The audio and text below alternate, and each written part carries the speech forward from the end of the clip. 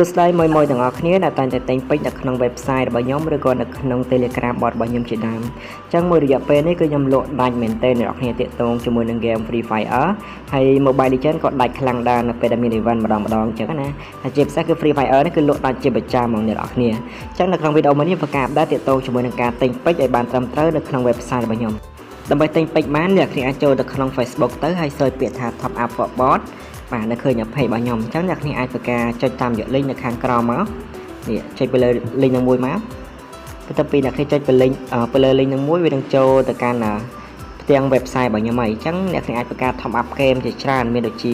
Mobile Legends ហើយនិង Free Fire អញ្ចឹងណាអញ្ចឹងឧទាហរណ៍ថាការ top up Free Fire យើងចុចទៅលើ Free Fire មក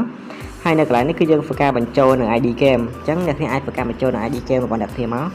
បន្ទាប់ពីយើងធ្វើការបញ្ចូលនឹង ID game របស់យើងបានត្រឹមត្រូវរួចរាល់អស់ហើយយើងអាចធ្វើការជ្រើសរើសនៅកញ្ចប់ដែលចង់ទិញវាមាន monthly មាន weekly អញ្ចឹងណាហើយទាក់ទងជាមួយនឹងតម្លៃគឺវាធូរអញ្ចឹងយើងឧទាហរណ៍ថាខ្ញុំយក monthly នឹងមួយបន្ទាប់មកយើងដើម្បីបញ្ចូល ID ហើយនឹងរើស item របស់យើងហើយយើងចុចគ្រីសកន្លែងមួយហើយយើងចុចពាក្យថាទិញឥឡូវបាទហើយនៅកន្លែងនេះគឺយើងធ្វើការ screenshot នៅ QR code មួយមកបន្ទាប់មកទៀតគឺអ្នកគ្នាធ្វើការចូលទៅកាន់ធនាគារដែលអ្នកចង់ដាក់អញ្ចឹងឧទាហរណ៍ខ្ញុំចូលទៅកាន់ AC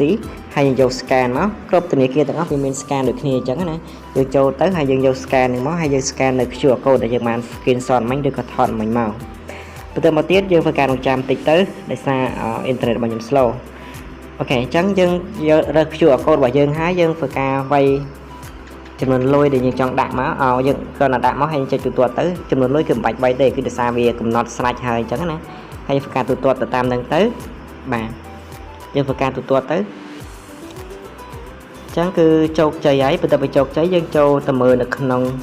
website របស់យើងវិញមកនេះតើតើវាចេញបែបនេះអញ្ចឹងអ្នកអាចធ្វើការរងចាំប្រហែលជា1វិនាទីឬក៏3វិនាទីទៅគឺយើងនឹងឃើញបែបនេះគឺមានន័យថាការបញ្ជាទិញរបស់យើងគឺទទួលបានជោគជ័យហើយ